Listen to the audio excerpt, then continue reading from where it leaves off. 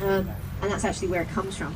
On the other side of the bus, on the right hand side, this is Queen Street Gardens. Queen Street Gardens is closed to the public. It is private. So if you live or work in the area, you get a key, and after paying £500, you get a key and you go inside and you have your own private public park. This is a British phenomenon. I love that word, phenomenon.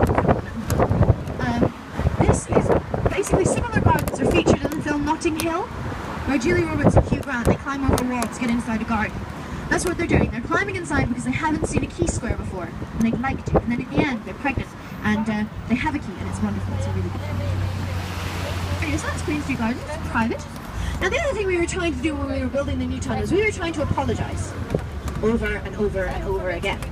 We were trying to apologise because in 1715 and 1745, we backed the Jacobite rebellion against the royal family.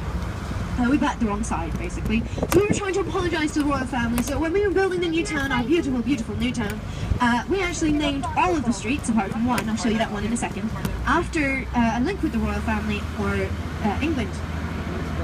So this is George Street. It's named after George III. Frederick Street that we've just been on is named after George III's father. Prince's Street, not Princess Street, by the way. Prince's Street is named after George III's sons. Queen Street is named after George III's wife, and so is Charlotte Square. George III. George III was insane. He had a very bad case of porphyria. This turned his urine blue, and also made him mental, like very, very ill. And he actually tried to marry his daughters to trees. He also had a love affair with a tree in the later years of his life, much to the annoyance of his beloved wife, Charlotte. The only street in the new town which does not have a royal reference is this one. This is because it's called Castle Street, named after its view on the left. Castle. Lovely. That's not my best view of the castle. I'll show you my best view of the castle later on. Promise. So, the next thing that's going to turn up on your left-hand side is going to be the Alexander Graham Bell pub. This is named after Alexander Graham Bell, the inventor of the telephone. He did invent the telephone. This was actually an accident. His mother was deaf, so was his wife. So he was trying to invent something to help them hear better. We do have a stop here for George Street if you'd like to, if you are interested in jumping off the bus. Yes, Alexander Graham Bell, he was trying to invent some sort of hearing aid.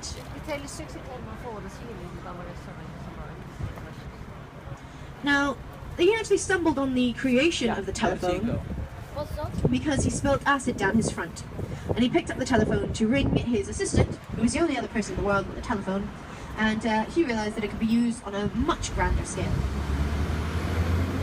Now, it's so close to where he was born. Now, I'm going to show you where St. Andrew's Square, where Alexander Graham Bell was born. He was born on the other side of the road, on the street opposite with the blue door on the corner there, right behind that traffic light on the right-hand side of the road. Now this is the best preserved Georgian architecture in Europe. This is Charlotte Square. Now if you look to the street opposite and on the right hand side, you might be forgiven for thinking that's one palace. It isn't. It's several houses. See, we decided that building one building by one architect and then the next building by another architect was messy. So we decided that the whole square was to be built by one man. So that's where we got it from.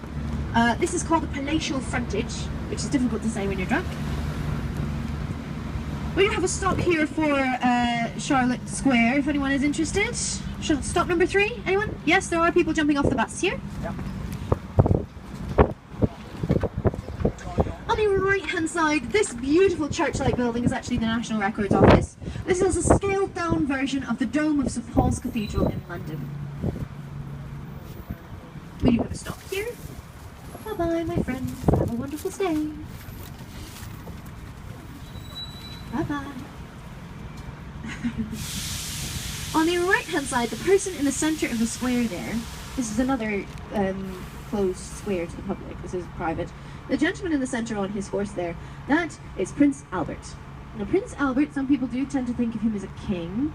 This is not true, he was prince. He was married to a queen, but that didn't make him a king. He was married to Queen Victoria, and they were quite unusual. They were a royal couple who were in love.